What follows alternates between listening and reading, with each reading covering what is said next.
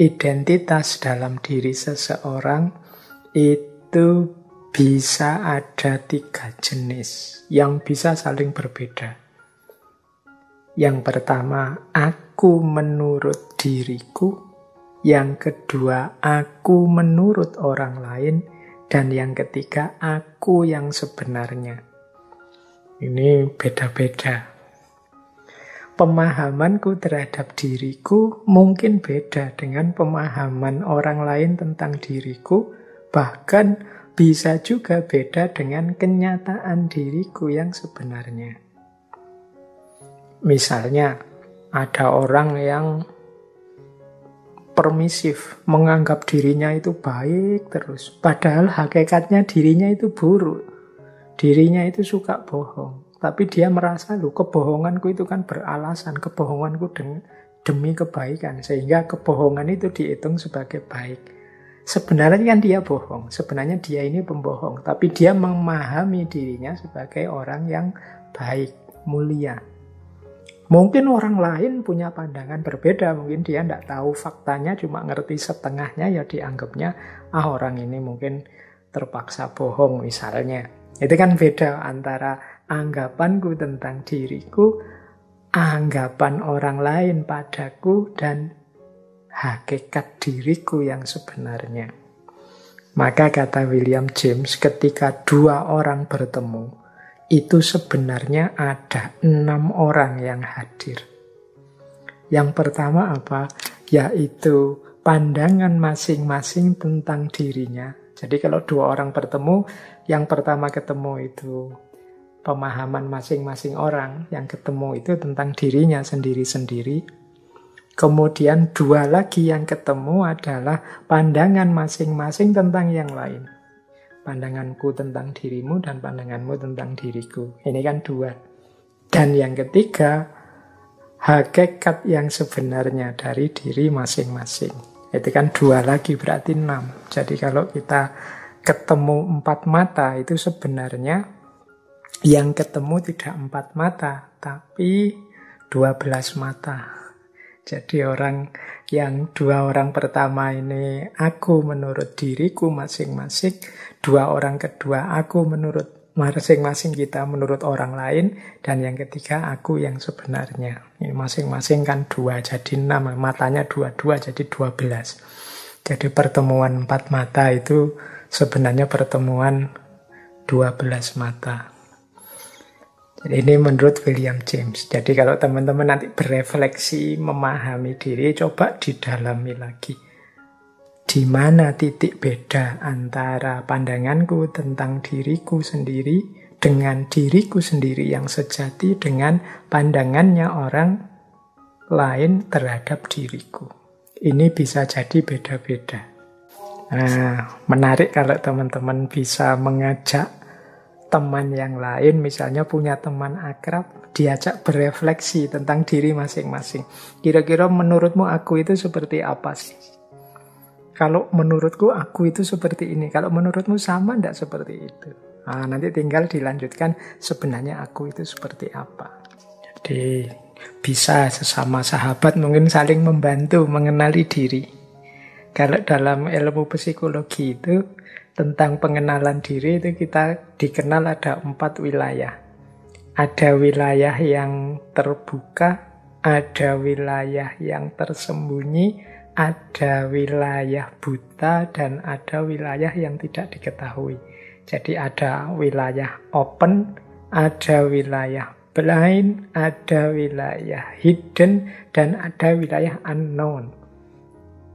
Wilayah open itu, wilayah yang terbuka itu sesuatu yang orang tahu, aku juga tahu.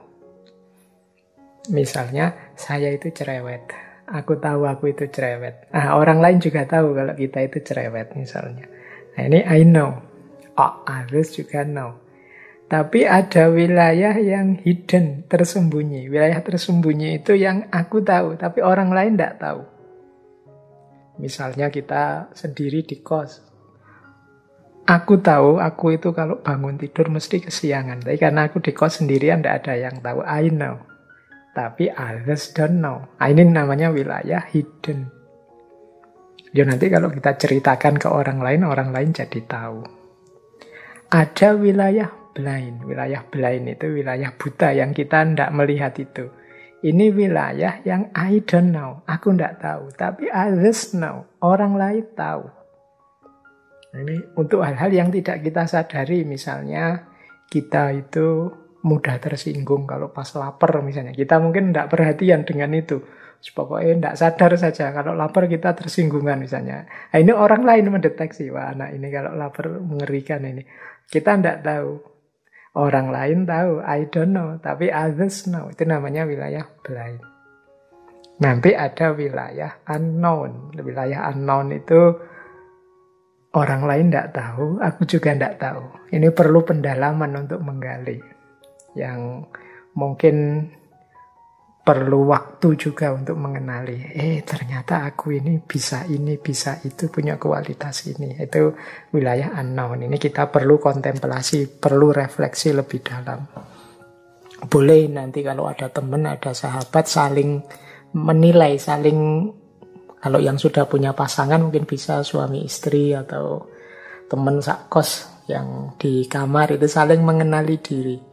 Jadi coba ditulis ya yang kamu ngerti tentang aku. Nanti aku nulis yang aku ngerti tentang kamu. Nanti saya juga nulis aku tentang aku, kamu nulis juga tentang dirimu. Nanti kita cross check sehingga kita bisa mengidentifikasi mana yang open, mana yang hidden, mana yang blind. Nah setelah itu monggo masing-masing melakukan muhasabah, refleksi, kontemplasi sendiri-sendiri untuk menggali siapa tahu ada wilayah yang unknown, yang tidak diketahui. Ini salah satu jalan kita untuk memahami diri, mengenali diri, membangun identitas. Baik, jadi itu isu yang lain dalam kita memahami diri, mengenali diri, membangun identitas diri. Kita lanjutkan. Nah, penting juga saat kita melakukan self-identity, ada isu lagi yang banyak ditekankan oleh para filosof, yaitu terimalah diri kita sendiri. Mari kita menjadi diri sendiri. Ini menjadi isu di banyak hal. Misalnya ada kalimat dari Lao Tzu itu. Misalnya, angsa itu tidak perlu mandi untuk membuat dirinya putih. Demikian juga engkau tidak perlu melakukan apapun, engkau hanya perlu menjadi dirimu. Nah ini kalimat dari Lao Tzu. Jadi berarti apa? Memahami diri itu bukan kok terus menipu diri. Tapi yuk jadi diri kita sendiri saja dulu. Kita pahami potensi-potensi, kelebihan-kelebihan kita. Dan itu yang kita hidupkan. Jangan takut atau jangan banyak terpengaruh oleh hal-hal di luar diri sampai kita melupakan hakikat diri kita yang sejati. Jadi the snow goose need not bath to make itself white. Neither need you do anything but be yourself. Jadi angsa itu tidak perlu mandi untuk membuat dirinya jadi putih. Demikian pula engkau tidak perlu melakukan hal-hal yang lain, tapi hanya jadilah dirimu sendiri. Dan ini dikuatkan oleh Dr. Seuss. Ini tokoh yang bolak-balik sering kita singgung ya di bulan yang lalu. Kata beliau begini, jadilah dirimu sendiri. Katakan apa yang engkau rasakan. Karena mereka yang keberatan tidak menganggapnya penting, mereka yang menganggapnya penting tidak keberatan. Maksudnya apa? Yuk kita jadi diri kita sendiri saja. Tidak usah terlalu peduli dengan komentarnya orang. Orang yang peduli dengan kita itu tidak akan banyak berpikir, dia pasti menerima apa saja. Yang kita lakukan, kita katakan. Sebaliknya, orang yang tidak peduli dengan kita, dia tidak akan mau berpikir dalam tentang apa yang kita lakukan, apa yang kita katakan. Jadi, berarti apa? Tidak usah tergantung pada komentarnya orang. Tidak usah tergantung pada pikiran-pikirannya orang yang tidak selalu relevan. Mari kita jadi diri kita sendiri. Dan kita menyampaikan apa yang ingin kita sampaikan. Kita diam kalau memang tidak ingin bicara. Pokoknya kita hidup sesuai keinginan kita menjadi diri kita sendiri. Ini mirip seperti pepatah, jadilah diri sendiri sesuai yang kita inginkan, karena orang yang suka kepada kita tetap akan suka kepada kita apapun yang kita lakukan, apapun yang kita jalankan. Sebaliknya, orang yang tidak suka pada kita tetap akan mencari celah-celah untuk menyatakan bahwa kita salah, kita keliru, apapun yang kita jalankan, apapun yang kita lakukan. Baik, ya ini nasihat pertama tentang self-identity. Ini berarti yuk kita menjadi diri kita sendiri. Secara otentik. Kalau iya ya kita bilang iya, kalau tidak ya kita berani bilang tidak. Prinsip pertama. Prinsip kedua dari self-identity adalah, jadi ini membangun identitas diri. Identitas itu sesuatu yang seperti saya bilang di awal tadi, bukan harga mati. Tapi dia adalah sesuatu yang dibentuk, diupayakan. Jadi ini saya kutipkan satu quotes dari Josh Bernard Shaw. Dia bilang, life isn't about finding yourself. Life is about creating yourself. Hidup itu bukan tentang menemukan dirimu, tetapi hidup itu tentang menciptakan dirimu. Kita ini kan sering menghabiskan terlalu banyak waktu untuk siapa hakikat diriku, apa hakikat diriku, terus-menerus. Kata Josh Bernard Shaw, tidak begitu caranya. Caranya apa? Engkau ingin membentuk dirimu seperti apa? Itulah nanti yang akan jadi hakikat dirimu. Jangan dicari-cari, tapi apa? Ciptakan, buatlah. Kalau ingin jadi pahlawan, ya lakukan hal-hal kepahlawanan, ciptakan hal-hal kepahlawanan. Kalau ingin jadi manusia mulia, lakukan perbuatan-perbuatan mulia. Jadi life is about creating yourself, bukan finding yourself. Jadi kadang-kadang kita ini kan mungkin karena terlalu banyak teori yang dijejalkan, sehingga kita cari-cari diri kita mencocokkan dengan teori-teori. Akhirnya kita capek menemukan diri kita. Saya itu tipe introvert atau extrovert ya. Saya itu tipe jenis orang yang begini apa yang begitu ya, melankolis apa ya. Itu kan sering banyak teori-teori itu, terus kita membaca diri kita. Tapi sebenarnya itu semua bukan harga mati. Jadi, saya introvert Pak, tapi saya akan berjuang untuk mengatasi introvert saya biar tidak terlalu introvert. Saya juga ingin jadi orang yang pintar bersosialisasi. Pasti bisa. Karena apa? Life is about creating yourself.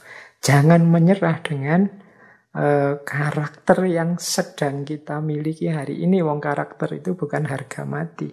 Dia sesuatu yang bisa kita ciptakan, kita hidupkan, kita biasakan. Jadi rumus kedua tentang self-identity, kalau tadi rumus yang pertama kan jadilah otentik, tapi ini yang kedua dilanjutkan, yaitu mari kita ciptakan diri kita, kita bentuk diri kita sesuai yang kita inginkan. Bahkan nanti di situ saya tambahi quotes dari Mahatma Gandhi. Beliau menegaskan, a man is but the product of his thought. What he thinks, he becomes. Manusia itu hanyalah produk dari pikiran-pikirannya. Apa yang dia pikirkan, seperti itulah dia terbentuk. Berarti apa? Yuk kita berpikir yang positif-positif, yang produktif-produktif. Kita berpikir yang baik-baik. Tentang diri kita, lingkungan kita, masyarakat kita. Disitulah kita juga akan terbentuk jadi orang baik. Pikiran kita yang baik akan melahirkan kata-kata yang baik, melahirkan tindakan yang baik, dan melahirkan kebiasaan-kebiasaan yang baik. Kalau hidup kita ada di siklus ini, pikiran baik, kata-kata baik, tindakan baik, kebiasaan baik, ya pasti karakter kita akan terbentuk jadi karakter baik. Identitas kita adalah identitas orang baik. Nah, jadi ini rumus kedua saat kita membangun self-identity, membangun identitas diri kita.